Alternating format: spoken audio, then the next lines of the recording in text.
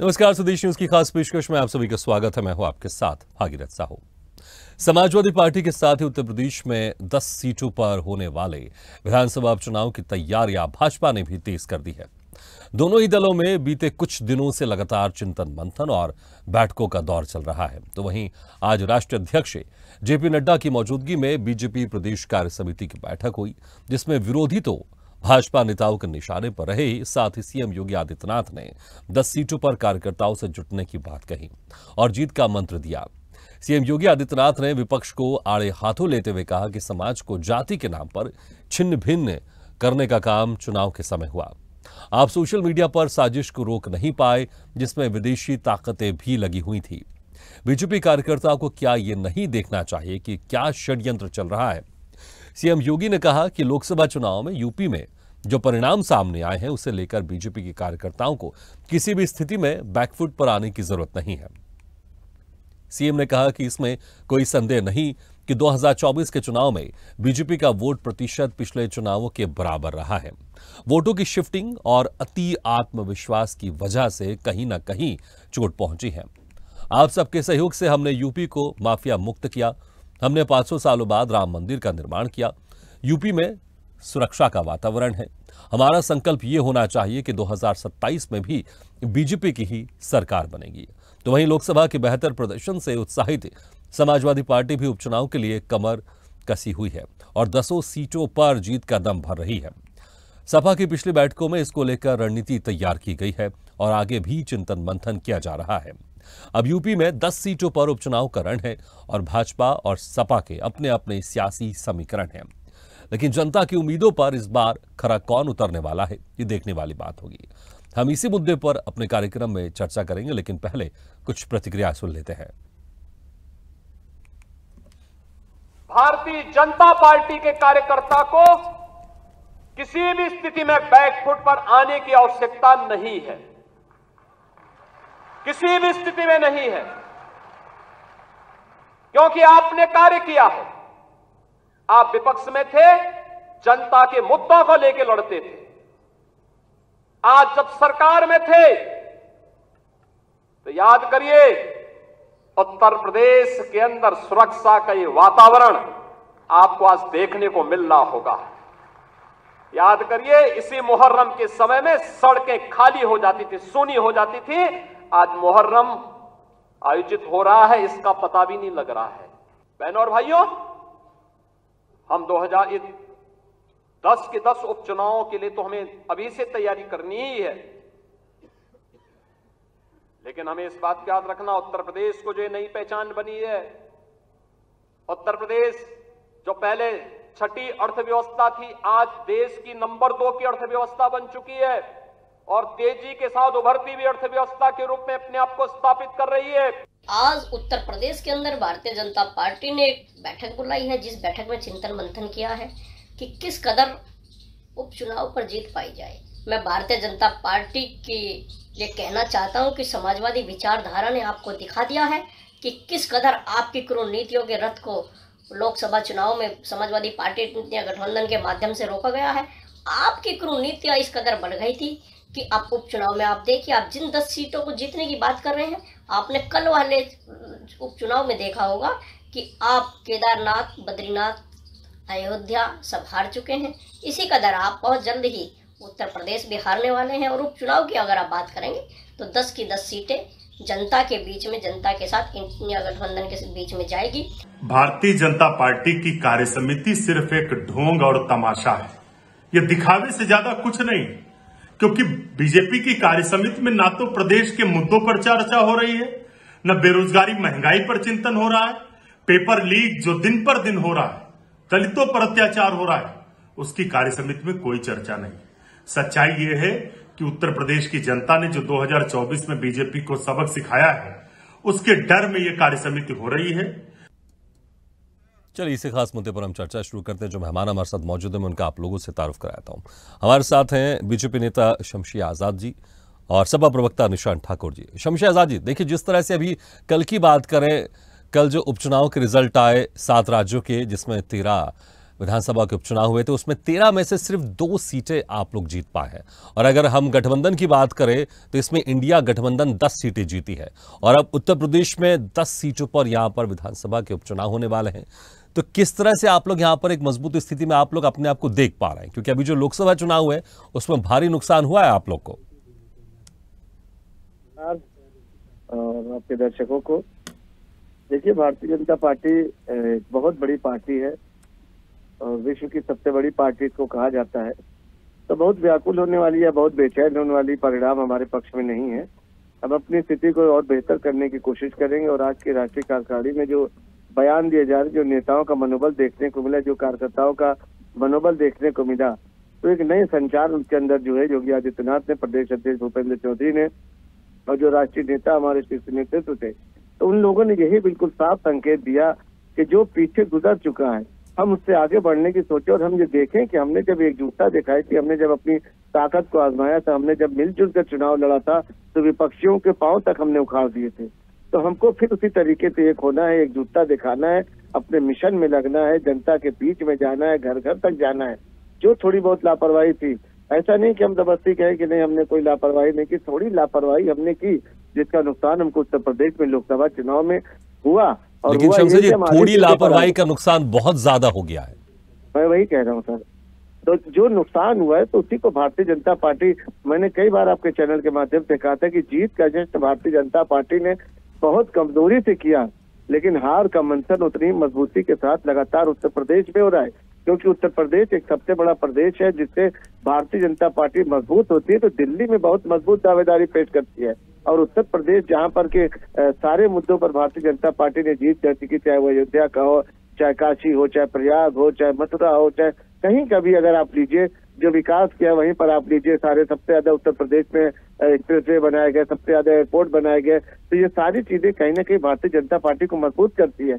और विपक्ष अगर उसका फायदा उठा ले, विपक्ष अगर भ्रम के ऊपर विपक्ष अगर झूठ के जरिए जनता को बहकाने का काम करे, तो हम कहीं न कहीं इसमें कमजोर दिखे। अब दोबारा से ऐसी गलती न हो, इसलिए भारतीय जनता पार्टी का शीर्ष नेतृत्व ये लगातार विचार विमर्श, मंथन, बैठकें, चर्चाएं कर रहा है कि जो कुछ भी कमियां थी उन कमियों को दूर करके जो आने वाले उपचुनाव हैं, अगर हमने इसमें मजबूती से अपना पक्ष रखा, अगर मजबूती से हम जनता के बीच में गए और जनता को हमने समझाया, जो विपक्ष ने भ्रम फैलाया था कि संविधान बदल दिया जाएगा, ये कर दिया जाएगा, परेशान कर दिया जाएगा, ये एनआरसी, ये तो दुनिया भर की बातें जो की थी, जातिवाद का जो इन्होंने घिनौना खेल खेला, तो वो सारी चीजों को भारतीय जनता पार्टी जनता के बीच में जाकर उसको क्लियर करेगी और भारतीय जनता पार्टी एक बार फिर वही मजबूत। ठीक है, आप कह रहे हैं कि भ्रम के कारण लोकसभा में जो परिणाम आया वो भ्रम की स्थिति के कारण आया। निशांत जी, सीधे तौर पर शमशेर जी कह रहे हैं कि भ्रम फैलाया था आपने लोकसभा चुनाव में, लेकिन अब जो उपचुनाव होने वाले हैं इसमें बीजेपी बहुत मजबूती के साथ आगे बढ़ेगी। इसी के माध्यम से आपने देखा होगा कि भारतीय जनता पार्टी के चेहरे पर हार अपने आप ही दिखाई दे रही है। आपने लोकसभा के चुनाव में देखा होगा कि उत्तर प्रदेश की आप बात करते हैं, कई बार देश के अंदर प्रधानमंत्री की कुर्सी तक उत्तर प्रदेश से रास्ता जाता है, उत्तर प्रदेश की जनता तय करती है।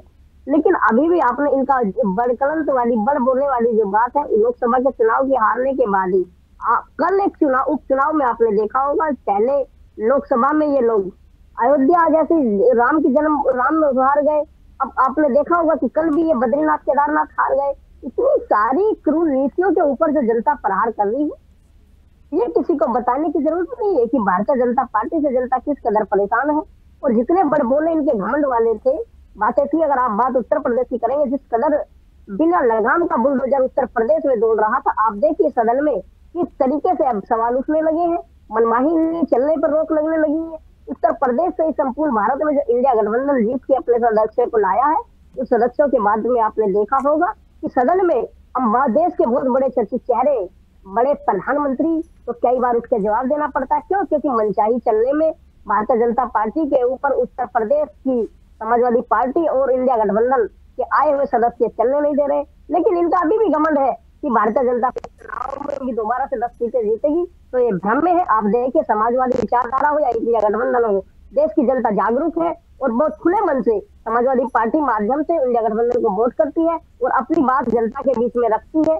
जनता स्वयं वोट करके 10 की 10 सीटें समाजवादी पार्टी को जिताएगी। आप देखिए, कितनी भी मीटिंग कर ले, कहीं पर भी मीटिंग कर ले, चाहे कितना भी मंथन कर ले, लेकिन जनता के आगे कोई मंथन नहीं चलने वाला। क्योंकि जिस कदर बुलडोजर इन्होंने दौड़ाया था, गरीब की रिक्शा तोड़ी गई थी, बिटियाओं को निर्वस्त्र दौड़ाया गया था, पत्रकार साथियों के साथ अभद्रता की गई थी, शिक्षकों को गंजा कराया गया था। इनकी सारी की सारी क्रूर नीतियों को जनता ने रोक दिया है और इनका इस कदर रखा। अगर आप बात सिर्फ उत्तर प्रदेश की करेंगे, चाहे उपचुनाव हो या आने वाला 27 का चुनाव हो, रोक लगनी निश्चित है। जनता की सरकार आएगी, सरकार बदलनी निश्चित है।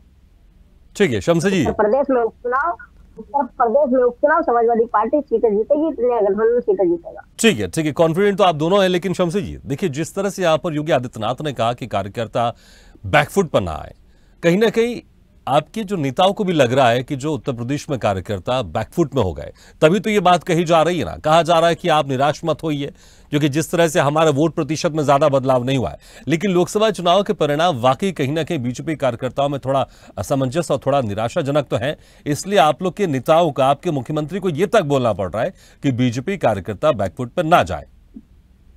नहीं देखिए, परिणाम हमेशा एक जैसा नहीं रहता है, ये भी आपको पता होना चाहिए। और जो मुद्दे थे, हमने उस मुद्दों को जनता तक पहुंचाने के काम नहीं किया। हम यही इसमें थे कि थोड़ा सा हमारा ओवर कॉन्फिडेंस था कि जो था कि मोदी जी के चेहरा एक बार फिर उसी तरीके से काम करेगा। तो मोदी जी के चेहरे ने काम किया, लेकिन जो हमारा परिणाम आना चाहिए था, परिणाम उस स्तर तक नहीं आ पाए।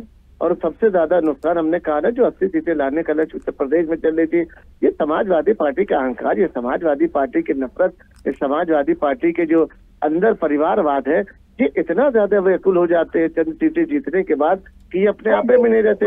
इसके पहले भी आपने देखा था कि समाजवादी पार्टी, बोलने दीजिए, सम्मान मैं आपका कर रहा हूँ, आपको मैंने सुना है, मैं आपका सम्मान कर रहा हूँ। आपका मौका आएगा, आप बोलिएगा, आपको मौका दिया जाएगा, आप बोलिएगा। अभी अगर सुन लीजिए हमारी बात तो अच्छा रहेगा, क्योंकि समय निकाल कर स्वदेश चैनल के डिबेट को लोग देखते हैं, तो उनका समय ना बर्बाद करिए, ठीक है। सब्जी मंडी न बनाइए, डिबेट होती है यहाँ पर, बहुत ही कायदे से होती है। आपका नंबर आएगा, आप बोलिएगा, आप काउंटर कर लीजिएगा। तो मैं वो कह रहा हूँ कि समाजवादी पार्टी का जो अहंकार है, समाजवादी पार्टी आज इस अहंकार में है कि उसको दिख नहीं रहा कि जनता है, वो उत्तर प्रदेश की जनता को अपना परिवार की बपौती समझ रही है, वो फिर उसी लेकिन शमसी आजादी देखिए, जिस तरह से हमने देखा है, चाहे परिवारवाद का आरोप हो या कम्युनलिज्म का आरोप, ये लगातार हम देखते हैं, लगातार दोनों तरफ से लगाते रहते हैं आप लोग। लेकिन ये भी बात आपको देखना पड़ेगा, जनता वोट देती है। आप जो बात कर रहे हैं, लेकिन लोकसभा चुनाव में भी जनता ने तो वोट दिया ना। हम देखते हैं सपा की तरफ से भी तमाम तरह के आरोप लगाए जाते हैं, लेकिन मेरा मानना है कि आप जो आरोप लगा रहे हैं, क्या जनता इससे सहमत है कि नहीं है? मुझे लगता है कि शायद इन बातों से सहमत तो है नहीं, कम से कम लोकसभा चुनाव में जो परिणाम आए। लेकिन अब इस उपचुनाव में वो क्या मुद्दे होंगे और क्या वो आपकी रणनीति होगी, क्योंकि जिस तरह से इंडिया गठबंधन मजबूती के साथ सबसे उत्तर प्रदेश में दिखाई दिया, तो किस रणनीति के साथ, किन मुद्दों के साथ आप लोग इस चुनाव में जाएंगे? क्योंकि कहीं ना कहीं ये होने वाले जो 2026 में विधानसभा चुनाव उत्तर प्रदेश में, उसका कहीं ना कहीं लिटमस टेस्ट जरूर होगा। नहीं देखिए, मुद्दे हमारे पास सबसे बड़ा मुद्दा राष्ट्रवाद का है, जो राष्ट्रवाद को खतरा पहुंचाने के लिए विपक्ष आज जो है विदेशी ताकतों का सहारा ले रहा, विपक्ष आज जो है विदेशी फंडिंग का सहारा ले रहा, विपक्ष आज जो है भोले भाले लोगों को, अल्पसंख्यक समाज के लोगों को, दलितों को भड़काने का काम कर रहा है, उनके बीच भ्रम फैलाने का काम कर रहा है, उनको डराने का काम कर रहा है। तो ये सारी चीजें हम चाहते हैं कि न हो, और हम ये चाहते हैं कि जो हकीकत है, जो विपक्ष की काली करतूत है, जो विपक्ष के काले कारनामे हैं, जो विपक्ष ने अपने माफिया राज को फिर एक बार गुंडा राज को उभारने का काम किया, फिर इन्होंने वही पैसे देकर टिकट बेचने का काम किया है। ऐसे कई टिकट है जिस पर आपने देखा होगा कि लगातार टिकट बदले गए, जब भी किसी। ठीक है, लेकिन शमसी देखिए, आप तो ये अंदरूनी राजनीति की बात करें भाई, इससे जनता को क्या करना? अब सपा पार्टी अपने किस व्यक्ति को टिकट दे नहीं दे, उसमें मुझे लगता है शायद इसके हिसाब से जनता नहीं जाती है। अब आप कहें कि उन्होंने किसको टिकट दिया, क्या टिकट दिया, इससे मुझे लगता है कि आपकी रणनीति पर असर नहीं होना चाहिए। आप अपनी रणनीति ज्यादा स्पष्ट नहीं कर पा रहे। ठीक है, आपने कहा राष्ट्रवाद को लेकर जाएंगे, ठीक है, लेकिन देखना होगा ये विधानसभा के उपचुनाव में इसका असर होता कि नहीं होता, क्योंकि लोकसभा चुनाव में तो हमने देखा इसका असर नहीं हुआ, खासकर उत्तर प्रदेश में। निशान जी देखिए, जो प्रदेश अध्यक्ष हैं बीजेपी के भूपेंद्र चौधरी, वो कह रहे हैं कि मैं अखिलेश यादव का आगाह करना चाहता हूं कि वो कांग्रेस के साथ ज्यादा भरोसा ना करें, क्योंकि कांग्रेस कहीं ना कहीं अखिलेश यादव को ठिकाने लगा देगी। उनके इस तरह के शब्द वो कह रहे हैं कि क्योंकि जिस तरह से गठबंधन आप लोग का यहाँ काम कर गया, वो कह रहे हैं कि कांग्रेस अखिलेश यादव को नुकसान पहुंचा सकती है। देखिए, भारतीय जनता पार्टी की, मैं आपके चैनल से, साहू भाई, आपके चैनल की बात हो या अन्य चैनल की बात हो, हमेशा समाजवादी पार्टी के पक्ष में मैंने एक ही बात कही है कि जनता के पक्ष में सिर्फ हमेशा आप देखेंगे कि भारतीय जनता पार्टी का जितना भी बड़ा नेता है, उतना बड़ा झूठ बोलता है, जितना छोटा नेता उतना छोटा झूठ बोलता है। इनका एक नियम रहा है कि फूट गिरो और राजनीति करो, क्योंकि इनका इस टाइम आज के तत्काल समय पे, अब राजनीति टेक्निक पे अलग रख दीजिए। एक बात मैं आपको टेक्निक बता दूं कि भारतीय जनता पार्टी को हराया है उसके अहंकार ने। बेटियों के ऊपर चलाए गए वस्त्र दौड़ाए गए बेटियों को, पत्रकार साता के साथ की गई अभद्रता, गरीबों पे चढ़ाया गया बिना मंत्री का बुलडोजर और बिना किसी कानून के तहत चलाई गई गोलियां, इस चीज ने हटाई है। मेरे भारतीय जनता पार्टी के साथ ही बार बार कह रहे हैं, जो बार बार एक ही बात को कह रहे हैं कि समाजवादी परिवारवाद परिवारवाद परिवारवाद। अगर किसी का परिवार है तो चुनाव लड़ा रहा है, जनता तय कर रही है उसको, आप या मैं थोड़ी तय करेंगे। आपके पास परिवार 48 पार्टियों का गठबंधन आपके पास है, लेकिन आप परिवारवाद की बात करेंगे। लेकिन इन सब बातों को दरकिनार करिए। समाजवादी पार्टी इंडिया गठबंधन भारत में जीत गया है। मैं धन्यवाद देना चाहता हूँ भारत की जनता का, जिन्होंने शुरू नीतियों के रथ को रोकने का काम किया है। आने वाले उपचुनाव में भी समाजवादी पार्टी का इंडिया गठबंधन जीतेगा। और जो भूपेंद्र जी प्रदेश अध्यक्ष की हम बात कर रहे हैं, तो मैंने कहा है झूठ फैलाना भारतीय जनता पार्टी का काम रहा है। ये फूट घेरना चाहते हैं और फूट घेर के राजनीति करना चाहते हैं। लेकिन आपने देख लिया होगा इन्होंने कितने सारी बातें की, संविधान बदलने की संविधान बदलने को तैयार थे। इन्होंने खुद हाउस में कहा था, जब बात हो रही थी निर्वस्त्र बेटी को दौड़ाने वाली, उस पर नहीं बोले थे। कुलदीप सिंह सेंगर जी के मामले में नहीं बोले थे। बहुत सारी ऐसी बातें जिन पर चुप्पी साध ली, लेकिन जनता ने सब समझा है। और आप बात करेंगे विशेष उत्तर प्रदेश की, तो विशेष उत्तर प्रदेश जानता है, आप स्वयं उत्तर प्रदेश से सभी साथी में रहे, सब लोगों को मालूम है कि उत्तर प्रदेश से देश की प्रथम कुर्सी का चेहरा जाता है। आप देखिए जिस कदर लोकसभा चुनाव में हारे हैं, उसी तरीके से जनता की जीत होगी 2027 में भी और उपचुनाव में भी। ठीक है शमशी जी, देखिए पीडीए का जो फॉर्मूला था उत्तर प्रदेश में अखिलेश यादव का काम कर गया, और अब आपके नेता कह रहे हैं कि जाति के नाम पर जिस तरह से छिन्न भिन्न करने की कोशिश की गई, लेकिन इतना तय है लोकसभा चुनाव में आप जातिगत समीकरण को आप संभाल नहीं पाए, इसलिए नुकसान हुआ है। आप लोग इकट्ठा नहीं कर पाए। हिंदुत्व के नाम पर जिस तरह से आप लोग एक बहुत मजबूत स्थिति में देखा है हमने आपको 2 बार, लेकिन इस बार लोकसभा चुनाव में वैसी स्थिति नहीं दिखाई दी। तो कैसे आप लोग, जिस तरह से कांग्रेस और सपा का गठबंधन कमाल कर रहा है उत्तर प्रदेश में, लोकसभा चुनाव के परिणाम में हमने देखा किस रणनीति के तहत इनको काउंटर करेगा, क्योंकि विधानसभा चुनाव में 10 सीटें, अभी कल ही जो मैंने कहा जो रिजल्ट सामने आया 13 में से सिर्फ 2 सीटों पर एनडीए जीती है, और अगर बात करें तो 10 सीटों पर इंडिया गठबंधन की जीत हुई है। नहीं, देखिए राष्ट्रवाद का मुद्दा सबसे बड़ा होता है, देश का विकास सबसे बड़ा होता है। लेकिन शमशी जी, विधानसभा के उपचुनाव में आपको लगता है कि राष्ट्रवाद का मुद्दा यहाँ पर आएगा?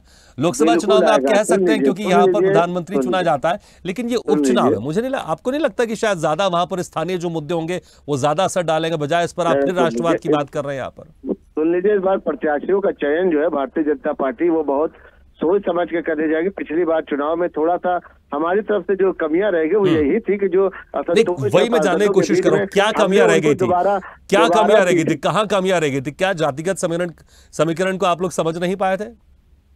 नहीं, जातिगत समीकरण को हम नहीं समझ पाए थे। हम देश के सभी लोगों को एक बराबर समझते, हम कभी जातिवाद का नारा नहीं देते।